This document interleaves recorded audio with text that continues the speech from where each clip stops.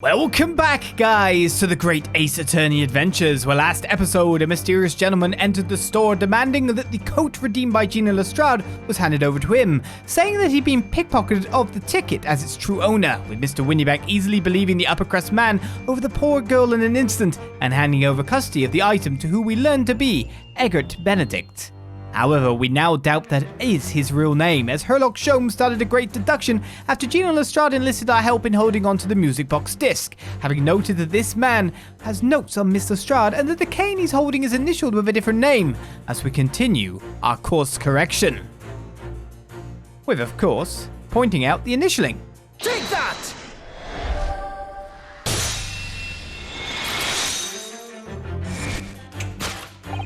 The contradiction of which I speak is, of course, the initialing. A most astute observation, wouldn't you say, Mr. Egbert Benedict? We are led to believe, sir, that your initials are E.B. Yet in a most possessive manner, you have in your grasp a cane bearing the initials A.G. An incontrovertible contradiction indeed, would you not agree? No, you're wrong. This cane isn't... You said before that you'd had that cane for years. So don't try to tell us that you just borrowed it from a friend or found it in the park. In short, though you hold yourself to be a gentleman, you have withheld your true name. You recoil, sir. Is something wrong? And in your recoiling, you will inadvertently facilitate the answer of the next conundrum to present itself. Namely, what is the truth behind this rod you bear? Yes, your reaction betrays the truth. The handle, which you evidently would like to conceal, is the key to understanding this riddle, you see. Let's consider the bare bones of what's happened here. Miss Lestrade redeemed that fine-looking overcoat. And now a mysterious man has appeared, introducing himself with a fake name, and claiming that the overcoat belongs to him. But we know that he actually identified Miss Lestrade from a written description, which suggests that everything else he's told us is untrue. So what we need to do here is somehow prove that the overcoat cannot possibly belong to him. Okay, so how are we doing this? Like no initialing or signs on it? Interesting, a split seam up here. Oh, the seam on the shoulder there is coming apart. Look! So it is. Do you know, a moment ago when Mr. Benedict was surprised by something that was said, I thought I heard him make a rather strange noise. It sounded a bit like a tiny growl. But now I think it was probably the sound of the seam ripping open. If you look closely, it does seem to be a very tight fit. The sleeves are stretched to bursting, and you wouldn't have a hope of fastening it at the front. If you were to run around in it, I'm sure the whole thing would fall apart. That I'd like to see. Sorry. So how can we make Mr. Benedict run around? She's really giving this some thought. Right, well, it must be this, because that just hints to the fact that it's not even sized for him remotely. But equally, now he's just damaged someone else's coat. Take that!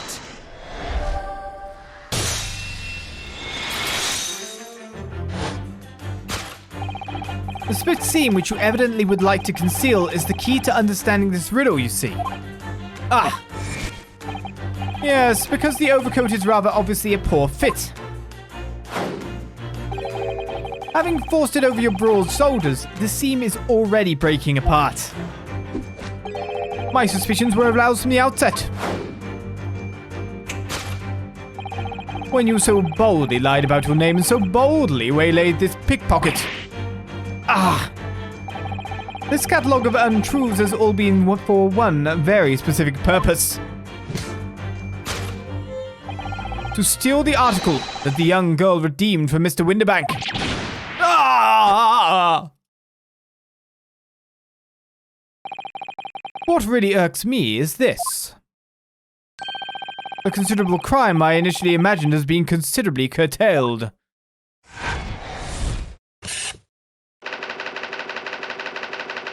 To abscond with a redeemed item is what he's after. However, now we've just told the information for no reason. This information is still the Great Exhibition's reserved funds. Now, Mr. Benedict, let us continue. Are we really going to continue down this line? We must expose the details of this elaborate crime you have in the planning. This is utterly absurd. You suggest that I, a gentleman, designed a wheeze to filch some tawdry article of pawnage? Have you forgotten that I redeemed the article in the proper manner using the watchword? Had I not been the one to deposit it in the first place? How could I possibly have known the relevant details, n'est-ce pas? Oh, but the watchword can be discovered. As you are only too well aware, Mr. Benedict. Ah, and your furtive glance is more telling than I could have hoped. What? Let us consider how one might come to learn a secret watchword relating to the pawned property of another. The method is revealed by the council notice on the counter to which your eyes were inadvertently drawn. The direction of the deduction must change rather dramatically now, I think. Yes, no more talk of tunneling into the sewers. Which is a pity because it all sounded rather exciting. Anyway, you can't deny this mysterious gentleman did know the watchword. Yes, Professor. If you didn't know that word, Mr. Winneback would never allow you to redeem the article. Or, looking at it another way, if you did know that word, Mr. Winneback would allow you to redeem the article whether it was yours or not. So the question is, could this gentleman have found the watchword out somehow? I mean, I'm guessing you could just straight read it.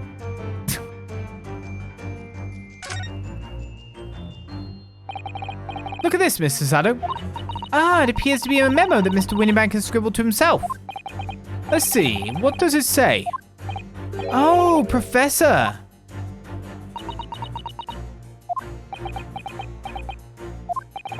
Mr. Winnebank must make a note of the watchwords his customers give him right before their eyes. And in alarmingly clear script as well. Oh dear, I don't know where to look. Who knows what other secrets I might see? We are bang on. He likes his dog as well, by the look of it. That's about all we've seen. An old lamp. I might click on it to see what the hell they say about it. This looks to be quite an old lamp, but it's obviously been well looked after, and there's oil in it too. In other words, it's still in use. Yes, it would appear so. But as for how it could be related to Mr. Benedict knowing the watchword for the pawned article, I have no idea. That makes two of us. Alright, we'll leave the council. I want to know what the hell their council knows about. The revolver. This is Mr. Winnebank's gun. Yes, loaded with only one bullet, he said. It would appear that being a pawnbroker is a very life or death profession. That might just be his particular establishment. Right, what does the council notice actually even say? Baker Street Works is the title. Yes, and it does mention sewerage works, as Mr. Sholmes said. Oh, and specifically mentions that tonight's sale at the confectionery shop in the corner won't be effective. Case selling first, confectionery later, Mr. Naruhodo. Ah, curse my overly expressive face. Alright, we know our answer. Take that! He literally just saw it. The method is revealed by the notelet on the counter to which your eyes were inadvertently drawn. Yes, the broker here follows the same procedure whenever a customer comes to redeem an article. He asks the customer for the watchword and notes down the response uttered on a notelet he has to hand. Then he consults his ledger and confirms whether or not the watchword matches that of the article in question. I would expect nothing less of a diligent pawnbroker. But his diligence clearly has its disadvantages. What are you talking about? It is increasingly apparent that you were present in the shop before your accusation against Miss Lestrade. In all likelihood, you followed her inside and then observed her talking to Mr. Winnebank. When the diligent broker made a note of the watchword, as is his common practice, you observed him writing the word professor on the notelet beside the ledger. And that, was the master plan you devised to steal the pawned article from the young Miss Lestrade. Master plan? Which brings us at last to the final chapter of this lurid scheme.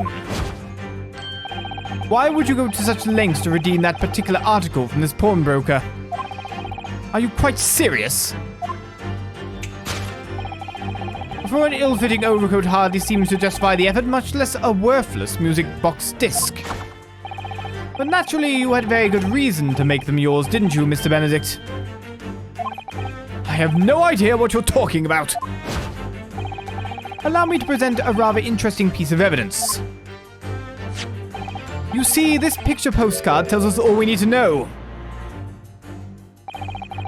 The articles we're talking about are the overcoat and the music box disc that was in one of the pockets, which according to Mr. Windibank isn't even worth a penny. And yet this man went to such lengths to steal them. Why? I wonder if perhaps we already have the evidence we need to explain it, Mr. Naruhodo. Could we? Really? I'd better have a thorough look through all the evidence we've collected so far. So this time round I'm supposed to literally just say either this or this. I mean, I guess I'm having a look at this then. Got some blood on it. Look at all the little bumps on the disc. They're so tiny. Yes, the protrusions are called pins, and they pluck the teeth of the comb to make notes. And just on the edge, there's a small amount of blood. Yes, the blood of the mysterious Mr. Eggert Benedict. When Mr. Strahd tried to grab the disc from him, the pins scratched his finger, it seems. Like when you're grating some daikon radish and accidentally catch your finger. Ouch, just thinking about it hurts. It puts me off eating radish. Well, I guess what we're looking for might be on the back. Poor McGilded. Oh, there's a little scrap of paper stuck onto the reverse side of the disc. Look! And a scribbled word or two. Looks like somebody's name. Poor McGilded. McGilded! It couldn't be! But it is, Mr. Naruhodo. A name I shall never forget for as long as I live. But why? Why is his name on this? The music box disc's information has been updated in the court record. Okay then, I guess I'm straight up presenting this then. Makes sense. Take that!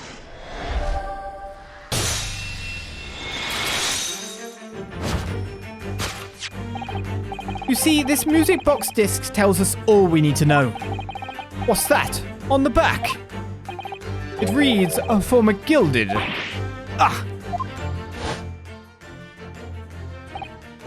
Mr. Magnus McGilded. The unfortunate philanthropist who perished in curious circumstances at the Old Bailey 2 months ago. A prominent man in London, though his loan-mongering demonstrated a distinct lack of scruples. So, you're an associate of his, are you? Or perhaps a subordinate? Mr. McGilded was a man of unusually small stature, in fact. He was precisely the right size for that overcoat that you've squeezed yourself into. Your true identity remains shrouded in mystery, Mr. Eggert Benedict. But the final conclusion here is crystal clear. The reason you came to this pawnbrokery today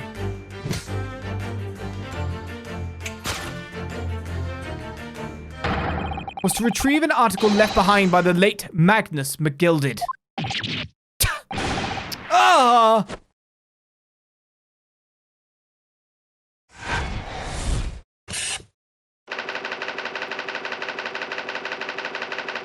And so we've got to the bottom of it. Now play me out with the music. Elementary! No music. I thought I played a little jingle. Well, well. Mr. Magnus McGilded. Not a name I expected to hear in these circumstances.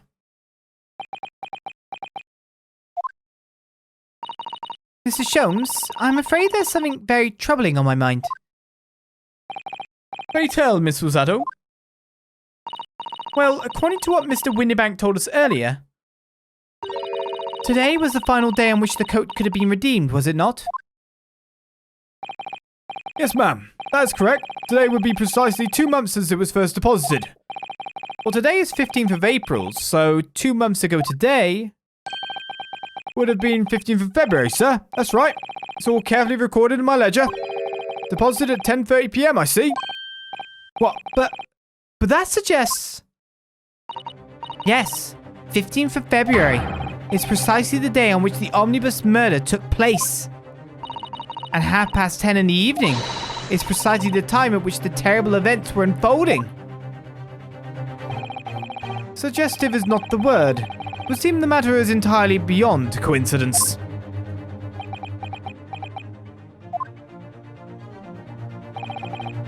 You are, of course, at liberty to make whatever outlandish deductions you choose, however. I must insist you hand over the music box disc now. It would be a terrible shame for you to return to your native land in a box. What do I do? I mean... Yes? No? Is that the gun on the desk? It's got one bullet. I doubt I'm gonna get a shot in the... That would be so crazy, wouldn't it? I doubt I'm gonna get shot in an Ace Attorney game, even if I choose no. I don't think this choice actually remotely matters. I think it would be foolish to hand over the disc. Though, to be honest, if I was in this situation in pretty much anything else, including real life, I would hand the hell over that disc. However, I don't think anything is gonna happen. I reckon I could choose anything. Because I somehow reckon that gun actually isn't loaded. One bullet, he says. I wouldn't hold a gun to my head if the bullet next in the chamber was gonna fire. If I was gonna load it with one bullet, I wouldn't load it in the next one. Just for safety concerns. I don't know. Absolutely not. Just because now I want to find out what would happen if I do. There are some things a man must protect at all costs. This may well be one of those things. Then again, it may not. It's pretty much not. Your life's more valuable. Hold it! Mr. Windibank, this is my shop. I can't allow any harm to come to my customers. If that were to happen, I should have to take my own life. Mr. Windibank, no! Alright, that's enough. Thank you. Also, why'd you point the gun at your own head, you fool? It wasn't the gun on the counter. I, horribly misjudged the situation. Inspector Gregson! Inspector? That's right, Sunshine. The alarm was raised on one of our dedicated emergency lines. So we got here as fast as we could. Now, what's all this about, eh? Oh, praise be, you're here at last. I was moments away from forfeiting my own life for my very own establishment. It's awkward for you, isn't it? It would seem you have the upper hand. I mean, you should be arrested now. Not even that. Right, you lot have got some explaining to do. I don't appreciate being bothered with some petty argy-bargy. Someone holding a gun to my head is petty argy-bargy. Petty? Mr. Windibank very nearly met with his end. Not me. Yeah, by his own gun as far as I can tell. Oh dear. And all of Britain could meet with its end if I don't get to the bottom of the case I'm supposed to be working on. What on earth is the case, Inspector? Spare no detail, Gregson. I might have said a little too much. No matter, it's nothing to do with you lot. Anyway, sir, you're gonna have to come with me down to the station. But of course, Inspector. Ah! He's getting away! Get after him, lads. Whistle the beat officer too. Sir!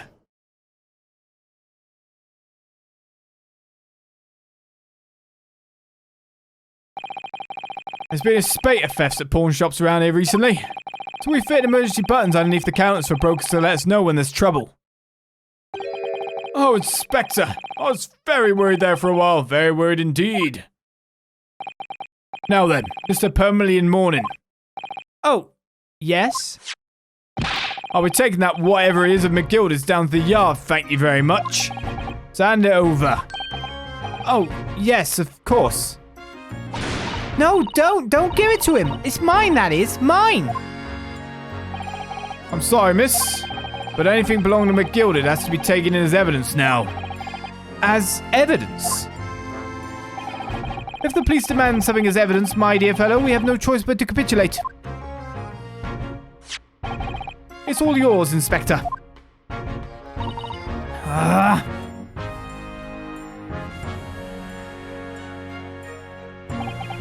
And so we handed Mr. McGilded's disc over to Inspector Gregson, and were summarily turfed out of the shop and onto the street.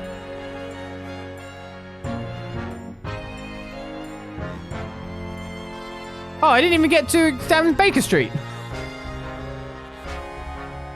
I've made a terrible mistake.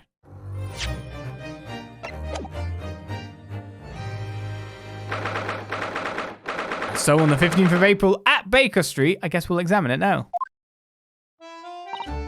See? That's why I hate grown-ups. All they do is feed you a pack of lies and take stuff away from you.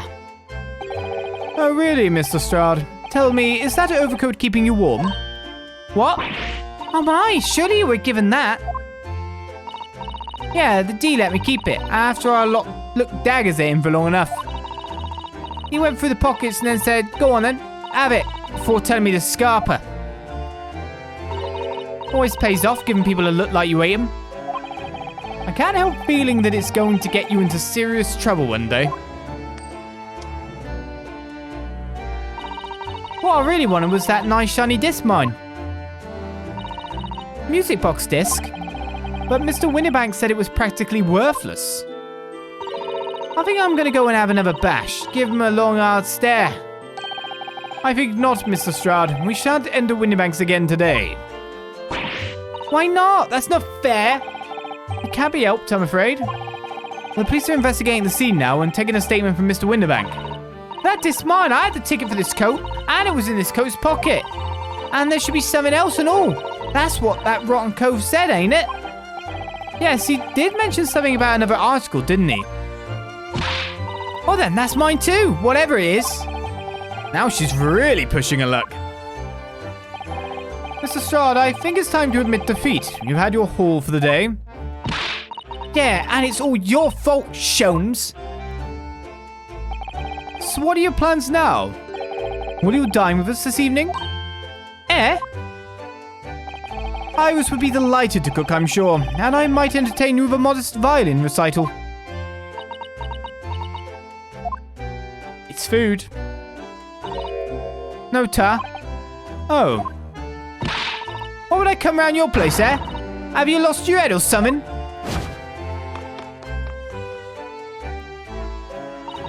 Oh dear, she's gone. Having reviled on me quite unnecessarily, I might add. I can't help wondering if perhaps she might turn up anyway. Interesting. When she's had a chance to calm down, I think there's a good chance she'll decide to come. Very well then. I'll inform Iris to set a place for our potential guest at the dinner table this evening.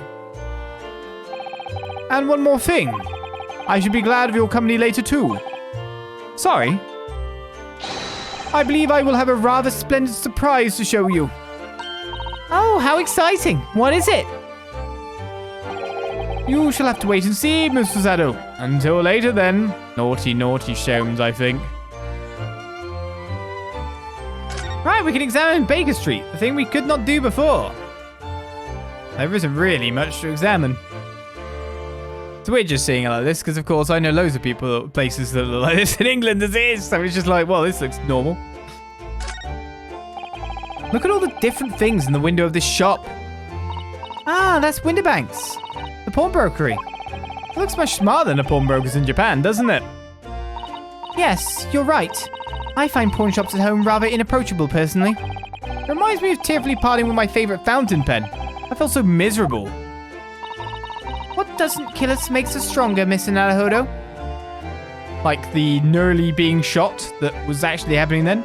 Oh, I guess there wasn't really that much to examine on Baker Street. I mean, I guess the main point of Baker Street is this. It's already been 2 months since we started taking lodgings here above Mr. Sholmes' office. I still can't quite believe it. I never expected things would turn out like this. Oh, I know. to actually be sharing accommodation with the world's greatest detective. If I ever find myself before a court of law now, I will have not one regret. I don't know what you're talking about. Well, I'll be happy to defend you, of course. Seems there's nothing else to actually examine. It's just two things here on Baker Street. So I guess I'm heading back into Sholmes.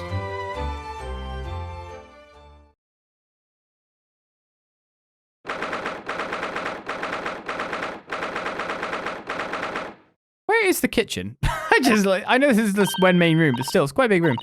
Ah, Susie and Runo, come in, come in. Good afternoon, Iris. Thank you so much for breakfast this morning. Oh, don't mention it. Goodness, look at the time already. Busy as always. I am. I'm preparing everything for dinner this evening. Already? You're obviously cooking something special, are you? Oh yes, after all, we have a special guest joining us. Guess who it is? Go on. You'll never guess. Look at those little eyes of her shining. Oh dear, it is awkward when you already know the answer, isn't it? It's Ginny! Isn't that exciting? Oh, what a surprise! Yes, that's wonderful news. Wow, Iris seems overjoyed at the idea. I thought she wasn't going. I can't wait to learn some pickpocketing tips from a real professional. Oh yes, that does sound like fun. I'm not sure that's entirely appropriate. Are you, Mr. Naruhodo? By the way, Iris, what's Mr. Sholmes up to?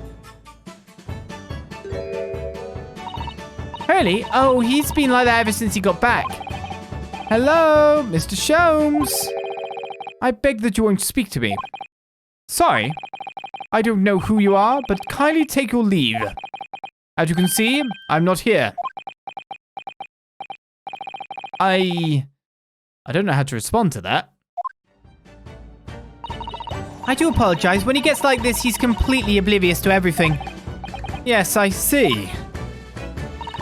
Really, he behaves just like a child sometimes, Hurley does. Mr. Sholmes and Iris have something of a parent and child relationship, don't they? Yes, except that Iris is clearly the parent here. Come to think of it, I wonder where her real parents are.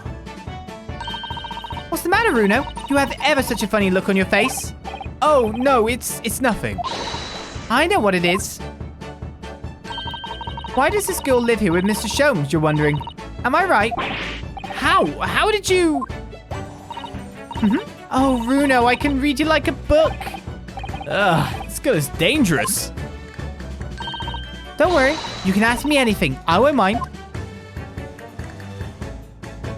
Okay then, let's converse.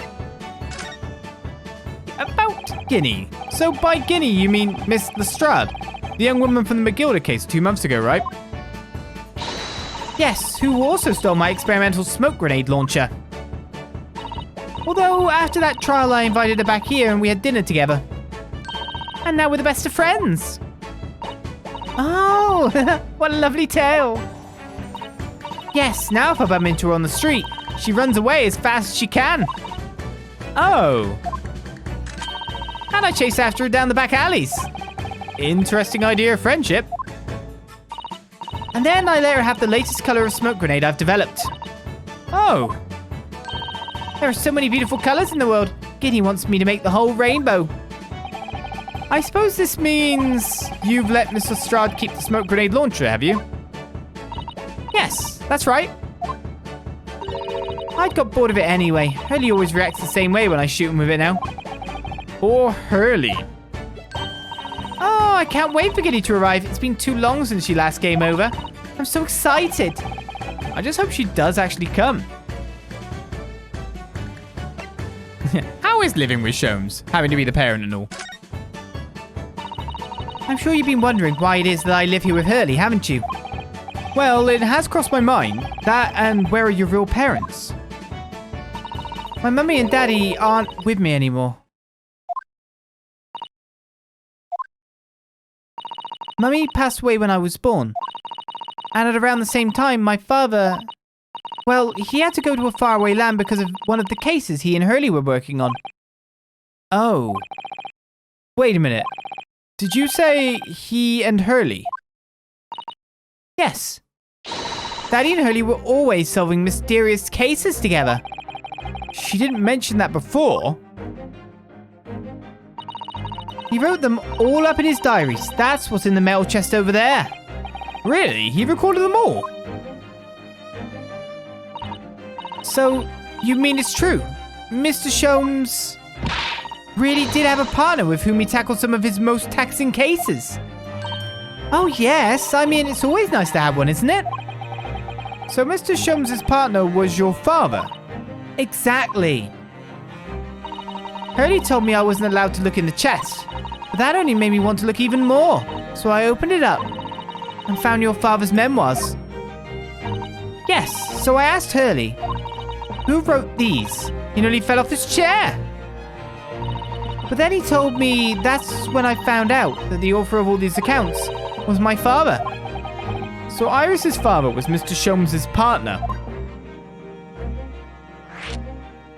And now we can find out a little bit more about Iris's father. But we will of course leave that till the next episode of Great Ace Attorney Adventures, where every episode is always a cliffhanger of more information that you wish to know. With the farce of the pawnbrokery over and done with a link to McGilded found, and with Gina Lestrade seemingly brought back into things, where do we go from here? And what is Sholmes up to? We'll find out next time on the Great Ace Attorney Adventures. I'll see you then for more. Bye-bye.